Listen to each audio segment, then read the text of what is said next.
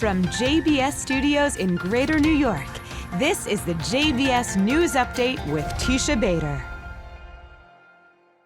I'm Teisha Bader with the JBS News Update for Friday, November the 14th, 2025.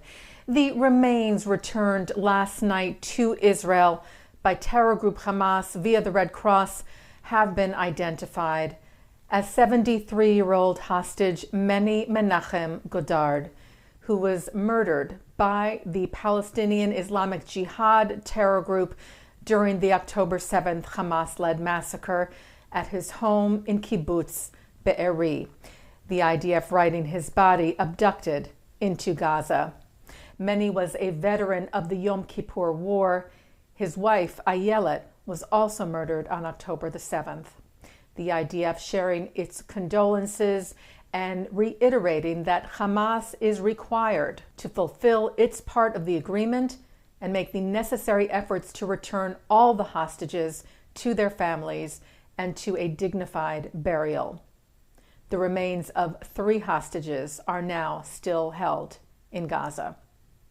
The United States mission to the United Nations released a statement today in support of its Security Council resolution now under consideration to establish an international stabilization force in Gaza.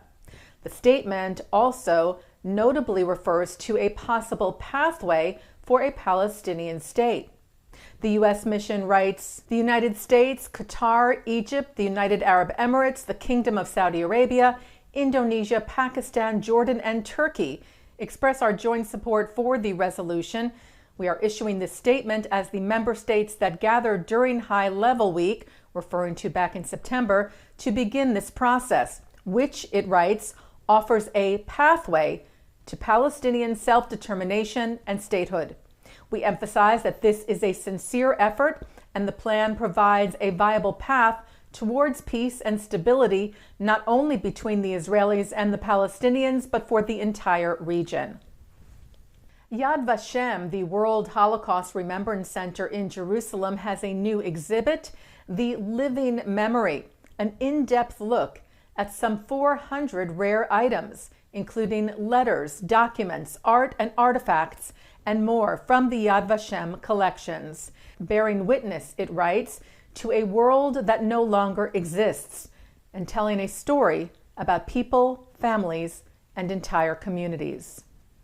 Yad Vashem also shared images from its Spread the Light campaign held earlier this week that asked Jewish institutions to commemorate Kristallnacht by leaving the lights on overnight in synagogues, cultural establishments, embassies, and more, sharing images from England to Latvia to Mexico, symbols of remembrance and resilience.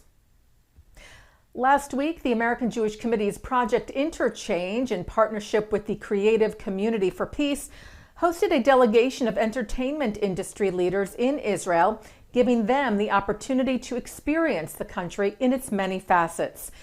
Meeting with Israelis in the entertainment industry, as well as from the Druze community, and with representatives from Israeli, Arab, and Palestinian communities. The group also visited Hostages Square and met with former hostages. CCFP Executive Director Ari Engel said it's one thing to read headlines about Israel and another to meet the people living through this moment in history, artists, families, and entire communities who embody resilience and coexistence. This trip, he wrote, was about seeing the real Israel, a country full of diversity, creativity, and hope, even in the face of immense tragedy.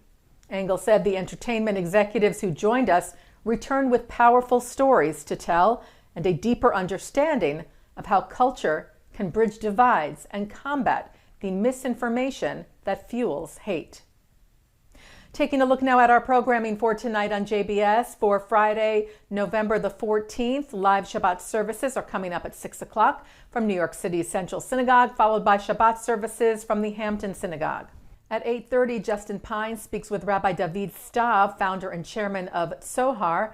At 9:30, Jonah Platt speaks with Oscar-winning producer Lawrence Bender.